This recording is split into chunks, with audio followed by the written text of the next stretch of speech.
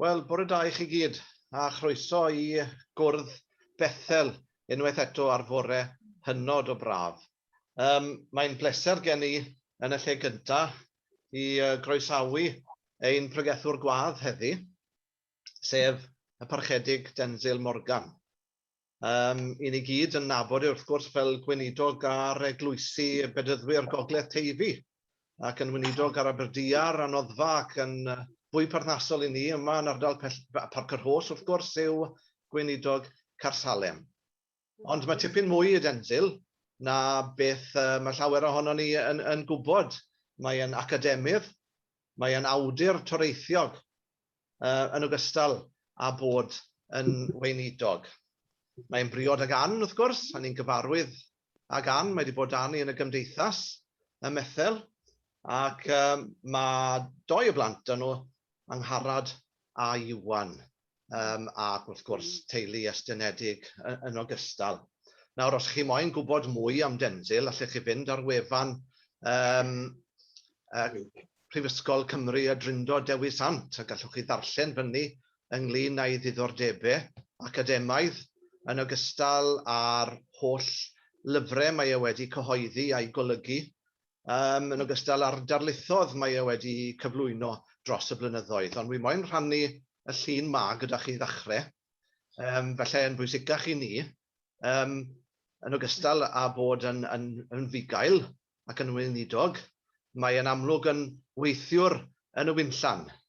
Gobeithio bod chi'n gallu gweld y llun yna dynes i ohono fe tu fas Noddfa, llynedd yn ystod o'r haf fi'n credu, Densil, os wy'n cofio'n iawn pan o'ch chi'n gwneud paratoadau i ail-agor y capel. Ac mae'n edrych fel bod e'n gallu handlo rhaw. Yndw e? A dwi ddim yn credu bod ni'n gallu dweud hynny am lawer o weinidogion bod nhw'n gallu handlo rhaw. Felly rhywbeth bach ysgafn fyny. Cyn iddo fe ddod i Llanbed, a cyn iddyn nhw'ch doi ddod i Llanbed, o'n nhw Mangor, ac oedd e'n bennaeth ar adran ddiwynyddol Prifysgol Bangor, a wedyn symud i'r Brifysgol yma yn Llanbed, ac yn gyfrifol am y campws yn Llanbed cyn iddo fe ymddeol. A nawr, wrth gwrs, mae e'n weinidog ar y bedyddwyr. Wel, gyda hynny o eiriau, y Parchedig Densil Morgan, croeso i chi i'n plith ni, ac i ni'n edrych ymlaen yn fawr iawn i glywed yr hyn sydd gyda chi i rannu ar ein cyfer ni. Wel, diolch Dylan. Mae'r llun yna yn flattering iawn, a mae'n fwy na haeddiant y dweud y gwir, achos mae'n ar y mwysi fan hyn yn gwneud gwawd ar ymhenni de. Bod fi ddim yn arbenigwr ar arddio, hyd i'r arbenigwr ar y garddio.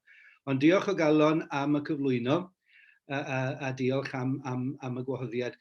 Dwi'n deall bod ni'n mynd at bwrdd yr arglwydd fel rhan o'r oedfa y bore yma. Na fe, iawn, felly at hynny dwi wedi paratoi. Gadewch i ni ddechrau trwy air o weddi, cydweddion. I ni'n diolch i ti o arglwydd am gyfle fel hyn i ddod ynghyd. I ni'n gofyn i ti yna o'r i anfon y lan ysbryd arnom, fel y bydd ein hyddoliad yn wir hyddoliad mewn ysbryd ac mewn gwirionedd. Can ysgyfynwn hyn yn enw Iesu Grist. Amen. Wel, dwi am droi at yr ysgrythur i ddechrau, dau ddarlleniad, un o'r Hen Testament a'r llall o'r Testament Newydd. A mae'r ddau ddarlleniad yn harwain ni at y Cymundeb, a mae'r ddau ddarlleniad creda i yn ein harwain ni at y Cymundeb yn y cyfnod hwn rhwng y Pasg a'r Pentecost. I ni'n dechrau felly gyda'r weledigaeth yma am wledd yn y 5 ar 20 yn llyfr y proffwyd Eseia. Dyma'r geiriau. Ar y mynydd hwn y bydd arglwydd y lluoedd yn paratoi gwledd. Gwledd o basgedigion i'r bobl i gyd. Gwledd o win wedi aeddfedu. O basgedigion breision a hen win wedi ei hidlo yn lan. Ac ar y mynydd hwn fe ddifar gorchydd a deinwyd dros yr holl bobloedd, llen galar sydd yn cuddio pob cenedl. Llyncu'r angau am byth, a bydd yr arglwydd ddiw yn sychu ymaith ddagrau oddi ar bob wyneb. ac yn symud ymaith warth i bobl o'r holl ddaear, yr arglwydd a lefarodd hyn. Ac yna i droi at y Testament Newydd, geiriau mwy cyfarwydd a geiriau i ni'n troi atyn nhw a'n gwefreiddio ganddyn nhw a dweud y gwir pob adeg y Pasg, sef yr hanes am yr Iesu a'r ddau yna yn cerdded i bentre Emmaus, noswaith Sul y Pasg. A na i jyst ddarllen yr adnodau ola sydd yn y bennod. Wedi iddynt nesau at y pentref yr oeddent ar ei ffordd iddo, fe gymerodd ef arno i fod yn mynd ymhellach. Ond meddent wrtho gan bwyso arno, aros gyda ni, oherwydd yma hi'n nosi, a'r dydd yn dirwyn i ben. Yna aeth i mewn i aros gyda nhw, ac wedi cymeryd i le wrth y bwrdd gyda nhw, fe gymerodd y bara a bendiffio a'i dorri, a'i roi iddynt. Agorwyd i llygaid hwy, ac adnabiasent ef, a diflannodd ef o'i golwg, a meddent wrth ei gilydd, onid oedd ein cylonnau ar dan ynom ni wrth iddo siarad â ni ar y ffordd, pan oedd yn egluro yr ysgrythyrau i ni. Codasant ar unwaith a dychwelyd i Jerusalem. Fe gawsant yr 11 a'i dilynwyr wedi ymgynnull ynghyd, ac yn dweud fod yr arglwydd yn wir wedi ei gyfodi ac wedi ymddangos i Seimon. A droddasant hwythau yr hanes ym eu taith, ac fel yr oeddent wedi ei adnabod ef ar doriad y bara. Ac fel yr oeddent wedi ei adnabod ef ar doriad y bara. Fel bendith Duw ar y ddau ddarn yna o'i air sanctaidd. Gwyn i fyd yr hwn a gaeth gyfran yn o ledd yn heyrnas nefoedd. Dyna beth mae'r arglwydd Iesu yn dweud wrth i ddisgyblion yng nghanol Efengil Luc. Gwyn i fyd yr hwn a gaeth gyfran yn o ledd yn heyrnas ddiw. Mae Mr Drakeford, bendith arno fe, wedi dweud wrthyn ni y cawn ni symud ymlaen cyn bo hir a mynd allan i'w ledda. Mae rhaid i ni fod yn garcus, a mae rhaid i ni fod yn ddoeth, a mae rhaid i ni beidio a rhithro. Ond oedd e'n rhyddhad mawr i mi o glywed y cawn ni maes o law, ddychwelyd at ryw fath o normalrwydd, ryw fath o normalrwydd. Mae anodd ymhwysig yn hyn, a mae hi'n gwybod, mae wedi bod yn arfer gyda ni ers blynyddoedd. Nos Wener, allan i'w ledda. Gobeithio bod ni ddim yn gorledda chwaith, ond oedd e'n rhan o'n wythnos ni i fynd allan. Ymhlith y pethau eraill i ni wedi cael ei amddifadu ohonyn nhw ar hyd y flwyddyn sydd wedi mynd heibio yw'r hen arferion oedd wedi dod yn bwysig i ni, ac yn eu plith nhw o ledd. A dyna beth dwi eisiau sôn amdano fe, yn sgil y geiriau yma, y ddau destun mewn gwirionedd, y testun o'r Hen Testament, ac yna y geiriau ar ddiwedd y bennod yna wedi'r atgyfodiad yn Efengil Luc. A hynny baratoad i ddod at y bwrdd. A dwi eisiau gofyn 3 cwestiwn o ledd.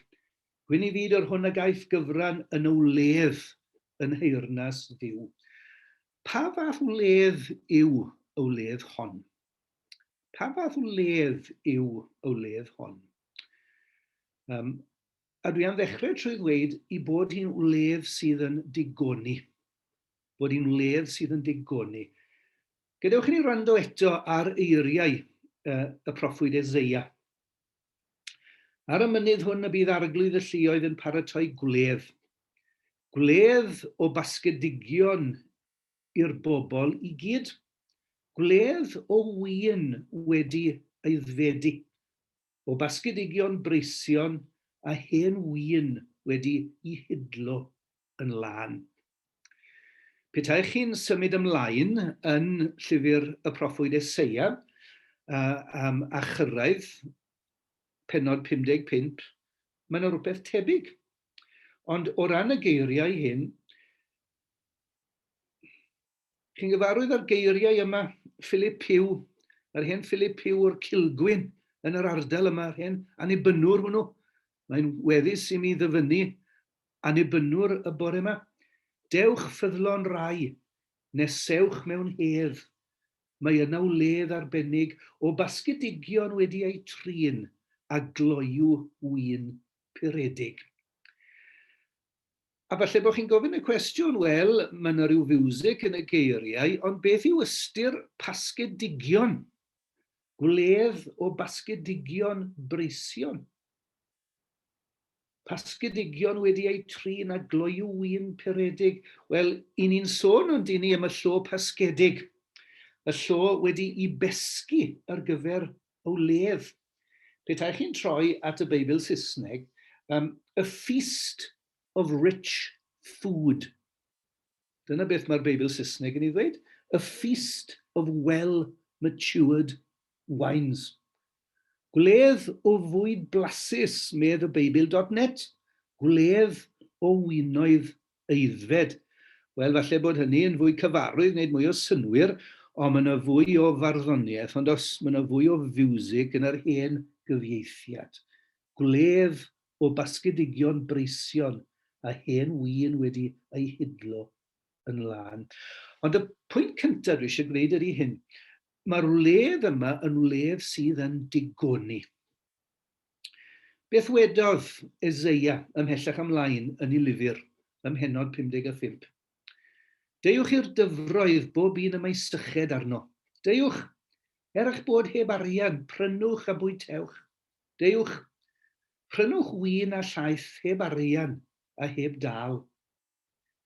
Pam y gwariwch arian am yr hyn nad yw yn fara, a llyfurio am yr hyn nad yw yn digoni. Gwrandewch arna fi yn astyd, fe gewch fwyta'r hyn sydd dda a mwynhau dan teithion. Byddwn ni'n dod mewn eiliad at y bwrdd. Be sydd gyda ni fan hyn? Wel, ychydig fara ac ychydig wyn. Pethau cyffredin bywyd. Ond yn y cyd-destun hwn, mae'r pethau cyffredin yn troi yn anghyffredin. Mae'r pethau arferol yn troi yn bethau sanctaidd a chysegredig, a mae yna ryw ystyr neilltuol yn dod iddyn nhw. Nid sothach sydd yn y fan yma. Nid bwyd parod sydd gyda ni fan hyn.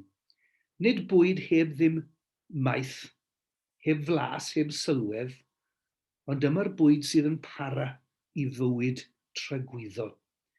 Rydych chi'n cofio beth wedodd yr arglwydd Iesu wrth borthi y 5,000? Mae fi yw bara'r bywyd. Fe gaeth pwy bynnag sydd yn bwyta o'r bara hwn fyw am byth. A'r bara sydd gen I fi i'w roi yw fy nghnhawd. Ond I fwytewch gnawd mab y dyn ac yfed I waed, ni bydd gennych fywyd ynoch, oherwydd fy nghnhawd I yw'r gwir fwyd, am gwaed I yw'r wir ddiod.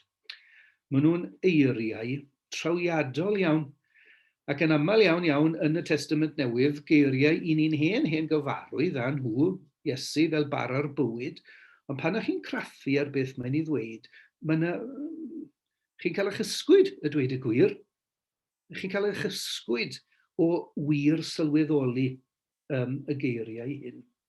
Felly, beth sydd gyda ni I ddechrau y bore yma? Gwahoddiad I wledd. Gwahoddiad I fwrdd yr arglwydd, o wledd ddesaianaidd. A'r Crist byw y bore yma ym Bethel, yn ein plith ni yn dweud, hwn yw fy nghorff, yr hwn a dorri trosoch, hwn yw fy ngwaed o'r cyfamod newydd, a dywalltwy tros lywer, bwytewch bawb, yfwch bawb o hwn. Ymgylchwch heddiw'r sanctaidd fwrdd, cewch gwrdd a'ch prynwr Iesu, a llawnder o gysuron da sydd yma i'ch croesawu. Felly, i ddechrau, gwahoddiad i'w wledd sydd gennym, a mae'r wledd hon, y baro hwn, y gwyn yma, maen nhw yn gynta, maen nhw'n digoni. A'r ail beth dwi eisiau sôn amdano fe sydd yn codi, dwi'n credu, yn naturiol o'r testun yma, mae'r wledd hon yn ail, mae'n wledd sydd yn datgan buddugoliaeth. Mae'n wledd sydd yn datgan buddugoliaeth. Ac ar y mynydd hwn, fe ddifar gorchydd a deinwyd dros yr holl bobloedd. Llen galar sydd yn cuddio pob cenedl. Llyncu'r angau am byth. A bydd yr arglwydd ddiw yn sychu ymaith ddagrau oddi ar bob wyneb, ac yn symud ymaith warth i bobl o'r holl ddeiar. Yr arglwydd a lefarodd hyn. Wel, mae'r geiriau hyn yn cael eu mynegu gan y proffwyd Eseia 7 canrif cyn dyfodiad Iesu Grist i'r byd. Ac i ni'n darllen y geiriau yma ar ochr yma i atgyfodiad yr arglwydd Iesu. Ar fore Sul y Pasg, aeth heibio, wel, o'n i'n dathlu unwaith yn rhagor y fuddugoliaeth sydd yn eiddo i ni, bod yr arglwydd Iesu wedi dod yn fyw o'r bedd. Llyncwyd angau mewn buddugoliaeth. Oedd Dylan wedi ffonio fi am ryw 20 munud i 10, gan obeithio mae'n siŵr mod i wedi codi o'n wely erbyn hynny de. A wy'n siŵr bod e'n falch bod i wedi cael ryddhad, o'n i wedi ateb y ffôn ac o'n i'n barod. A rhwng yr amser hwnnw a'r dechrau, chi gyd yn nabod Delyth Phillips yn dych hyn fe. Wel, Delyth sydd yn gwneud y gwaith mae Dylan yn gwneud gyda chi. Hi sydd yn trefnu y dechnoleg ynglyn ar YouTube de. Ac wedi gyrru, oedd Delyth o'n i wedi wneud o'r oedfa YouTube, oedd Delyth wedi gyrru'r peth am 9:45 a wedi gyrru yn hoedfa YouTube allan i'n aelodau ni yn eglwysu y cylch. A'r testun sydd gen i y bore yma ar gyfer yn pobl ni yw y bennod yma, pennod fawr yr atgyfodiad, 1 Corinthiaid 15. Rydych chi'n cofio'r geiriau? Oherwydd rhaid i'r llygradwy hwn wisgo an llygredigaeth, ac i'r marwol hwn wisgo an farwoldeb. A phan fydd y llygradwy hwn wedi gwisgo an llygredigaeth, a'r marwol hwn wedi gwisgo an farwoldeb, yna bydd y geiriau hyn sydd yn ysgrifenedig yn dod yn wir. Llyncwyd angau mewn buddugoliaeth. Llyncwyd angau mewn buddugoliaeth. O angau pa le mae dy fuddugoliaeth, o angau pa le mae dy golyn. Neu fel mae Eseia yn dweud yn y fan hyn, llyncu'r angau am byth. Ac yn sgil hynny, fe ddaw pob gofid a phob hiraeth a phob profedigaeth i ben. Rydych chi'n cofio hefyd yr addewid yn llyfr y datguddiad? Yr rhai sydd wedi ei gwisgo a mentyll gwyn, wel, pwy ydyn nhw? O bale y deithant. Dyna beth mae Ioan yn gofyn i'r Crist atgyfodedig. Wel, pwy ydyn nhw? Dyma'r rhai sydd yn dod allan o'r gwrthrymder mawr, medda fe. Maent wedi golchi i mentyll a'i canu yng ngwaed yr oen. Ni nywynant mwy ac ni sychedant mwy, ni ddaw ar ei gwarthaf na'r hael na dim gres, oherwydd bydd yr oen sydd yng nghanol yr orsedd yn ei bugeilio nhw, ac yn ei harwain i ffynhonnau dyfroedd y bywyd. Ac yna mae'n dweud, a bydd Duw yn sychu pob deigryn o'i llygaid nhw. Neu fel mae Eseia yn dweud yn y geiriau hyn y bore yma, a bydd yr arglwydd Dduw yn sychu ymaith ddagrau oddi ar bob wyneb, ac yn symud ymaith warth i bobl o'r holl ddeiar. Mae'r flwyddyn ddiwetha wedi bod yn flwyddyn od i ni gyd. Mae'r hael yn tywynnu nawr, i ni wedi cael rhyw fath o newyddion bod ni'n mynd i'r cyfeiriad cywir. A gobeithio bod yna fymryn o obaith gyda ni am ymryn o hyder. Ond mae wedi bod yn flwyddyn enbyd a dweud y gwir. ceithiwys, a dwi ddim yn gwybod amdano chi, ond dwi wedi ymdeimlo ar ceithdra. Chymod? Ac un o'r pethau sydd wedi bod yn anodd iawn i weinidog, beth bynnag te, pan mae pobl mewn profedigaeth, dych chi ddim yn gallu mynd i'w gweld nhw.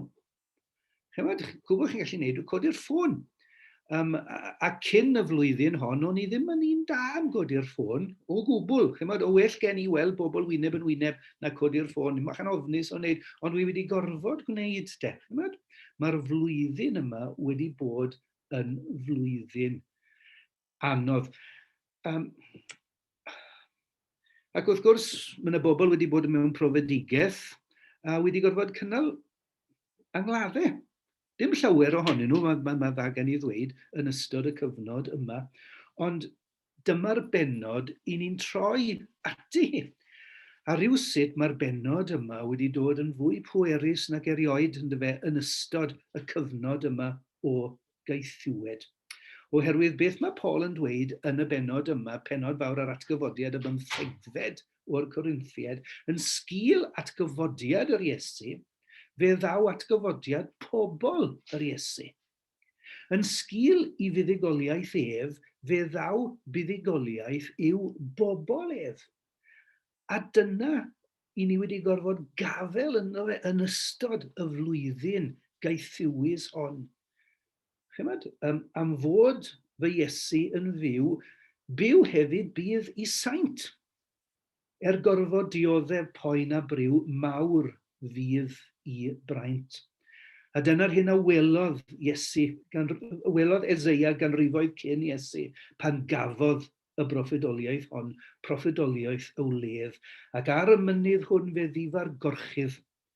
Y gorchydd a deinwyd dros yr holl bobloedd, llen galar sydd yn cuddio pob cenedl. O tyn y gorchydd yn y mynydd hyn. Llewyrched hael cyfiawnder gwyn o ben y bryn bydd raddfwyn oen yn dioddef dan yr hoelion dir. O gariad pur i mi mewn poen. Oes, oes, mae'r rhyn a grym yng ngwaed y groes.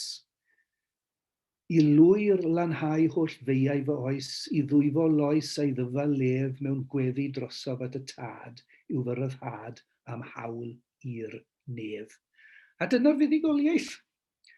Ond yn y pethau hyn i gyd, y mae gennym fuddugoliaeth lwyr trwy'r hwnna'n carodd ni.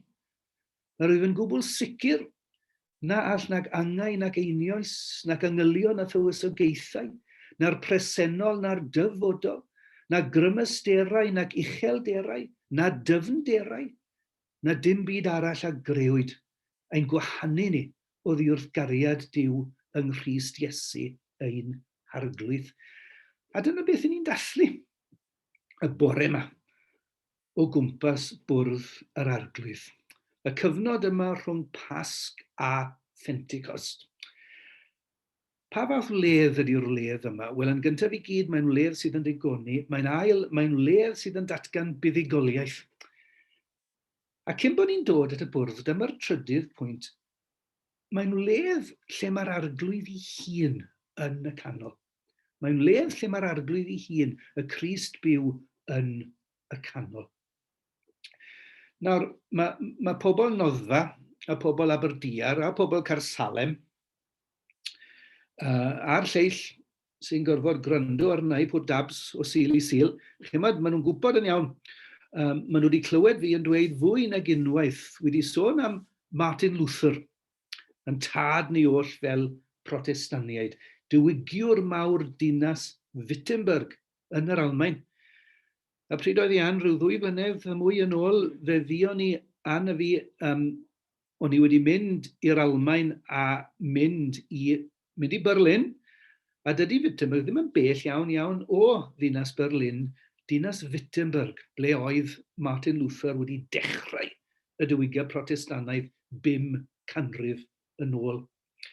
Wel, chi wedi clywed sôn am Luther, mae'n siŵr gen i. Falle bod chi ddim wedi clywed, neu o leia dyw'r enw ddim mor gyfarwydd, i gyfoeswr mawr, dyn o'r enw Sfingli oedd hwnnw, Chwldrych Sfingli. Diwygiwr dinas Zurich yn y Swistir. Ac adeg y diwygiad Protestannaidd, mi oedd y ddau ohonyn nhw benben ei gilydd. O'n nhw'n benben ei gilydd ynghylch sut i ddeall swper yr arglwydd. Oedd y diwygiad Protestannaidd wedi dod, o'n nhw wedi torri allan o'r hen eglwys, yr eglwys Gatholig.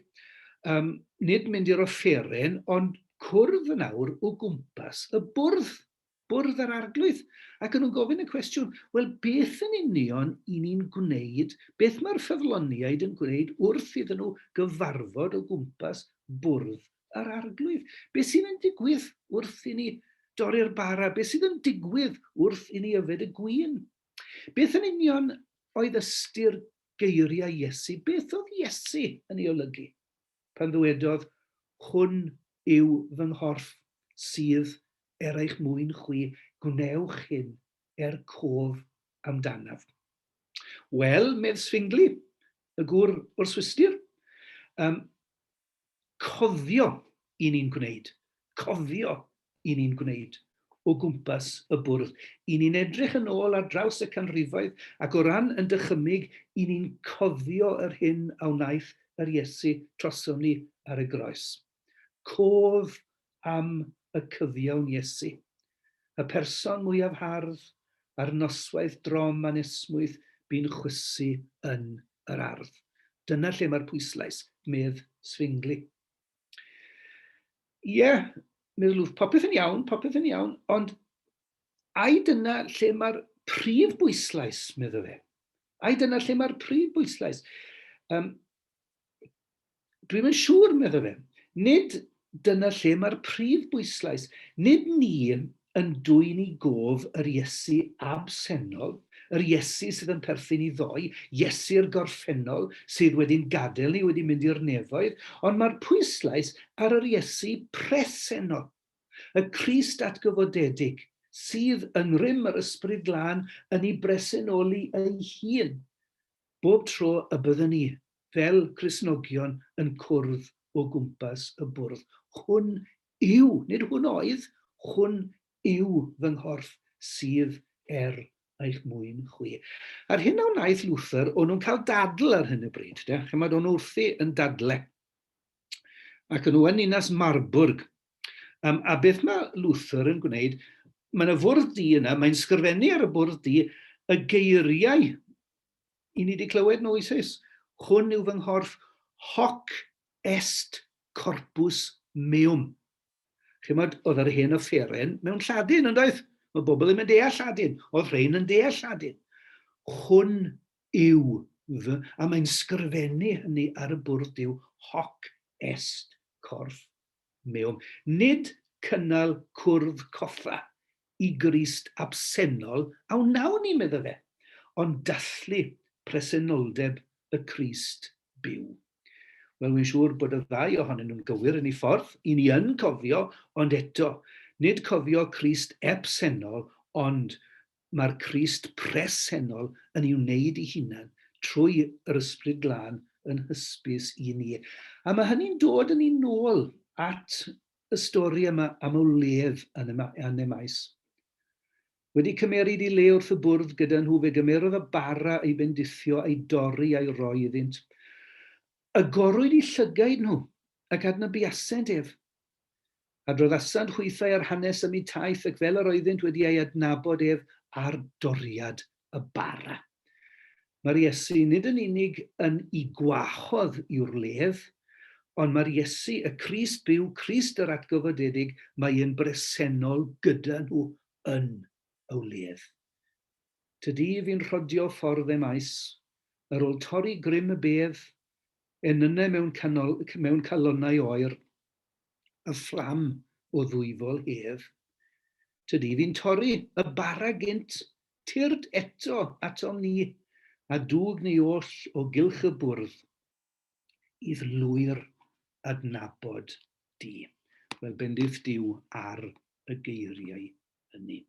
Gadewch i ni blygu pen, gadewch i ni gyd weddio. Diolch i ti ar holl alluog Dduw am yr efengil sanctaidd.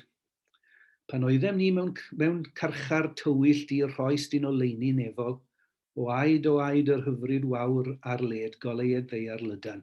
Halleluia. Amen. I ni'n diolch am wledd hon o arglwydd.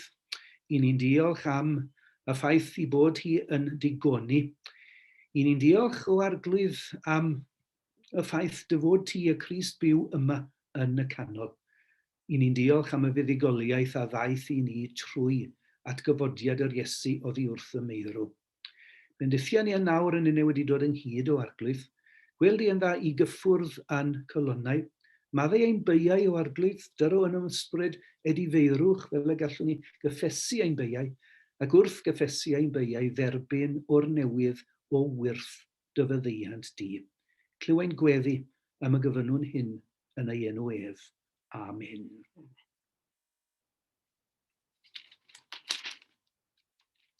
Wel, dyma'r geiriau sydd yn ein clymu ni wrth yr oruwch ystafell. Oherwydd fe dderbyniais i oddi wrth yr arglwydd ar hyn hefyd adroddodais i chwi. I'r arglwydd Iesu yn nos y brydychwyd ef gymeryd bara. Ac wedi iddo ddiolch, fe torodd a dweud, hwn yw fy nghorff sydd eich mwyn chwi. Gwnewch hyn cof amdanaf.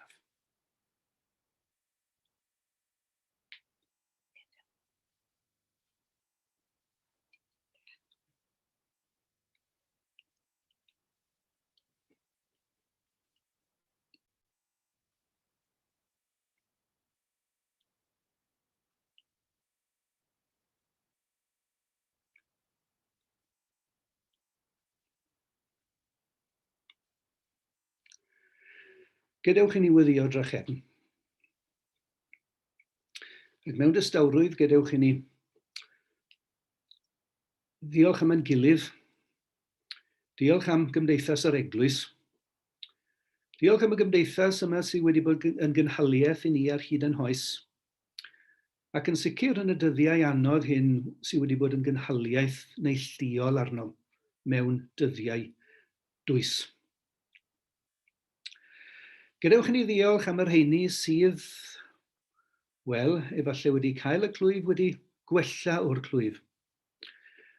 A gadewch i ni gofio unwaith yn rhagor yr rheini sydd wedi bod yn gweini arnyn nhw, yn yr ysbytau ac yn y meddygfeydd.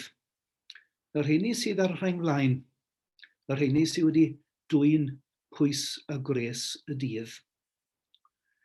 A gadewch i ni ddiolch am y brechlyn, a diolch am yr hyder sydd gennym yn dawel ein bod yn mynd yn y cyfeiriad iawn. Gadewch i ni ofyn i Dduw i fendithio pob un ohono ni ymhellach, yr rheini sydd wedi dioddef, yr rheini hefyd sydd wedi cael colledion yn ystod y cyfnod hwn, sydd wedi gorfod galaru ac sydd yn galaru oherwydd y nwyliaid sydd wedi mynd. Ac wrth i ni weddio drostyn nhw, gadewch i ni gofio am ein gwaith ni yn y fro hon, yn tystiolaeth ni fel eglwysi, yn gwaith ni fel tystion i'r arglwydd Iesu, gan ofyn i Dduw, rhoi gweledigaeth newydd i ni wrth i ni ddod allan o'r cyfnod hwn, fel y byddwn yn dystion mwy effeithiol iddo ef yn yr ardal hon. Gyfynwn hyn yn enw Iesu Grist. Amen.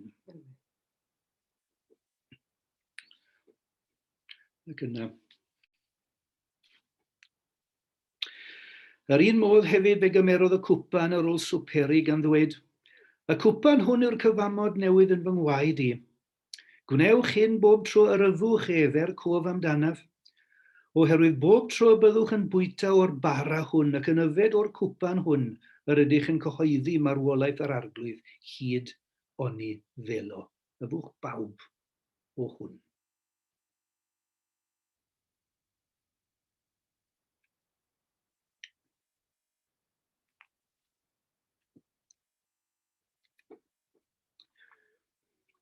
Gadewch i ni adrodd gweddi'r arglwydd gyda'n gilydd a newn ni gloi trwy gyd adrodd y weddi apostolaidd. Ein tad, yr hwn wyt yn y nefoedd, sancteiddiar dy enw, deled y deyrnas, nel y dewyllus, megis yn y nef, felly ar y ddeiar hefyd. Dyro i ni heddiw ein bara beunyddiol, a madda i ni ein dyledion, fel y meddeiwn ninnau un dyledwyr, ac nag arwain ni profedigaeth, eithir gwared ni rhag drwg, cynnes eiddo tiwr deyrnas, a'r nerth, a'r gogoniant, yn oes oesoedd. Amen. A bydded i ras ein harglwydd Iesu Grist, a chariad Duw, a chymdeithas o'r ysbryd glân, bod gyda ni oll, o'r awr hon hyd yn oes oesoedd. Amen.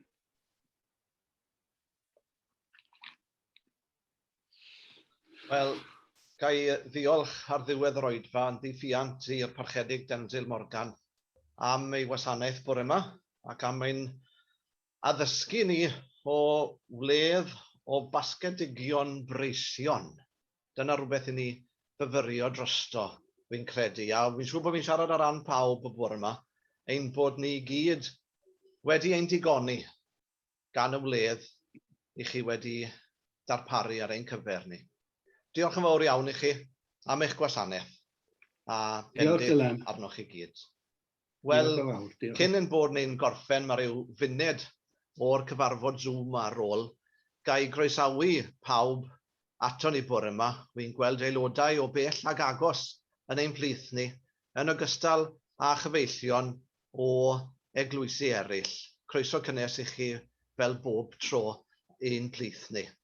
Bydd yn cwrdd nesaf ni mewn 2 wythnos gyda llaw ar yr unfed ar 15 o Fai. Ni'n parhau i wneud hyn ar Zoom, felly yr unfed ar 15 o Fai am 10 o'r gloch y bore dan ofal Mrs Melda Grantham. Felly gyda hynny o eiriau, diolch i chi gyd a bore da.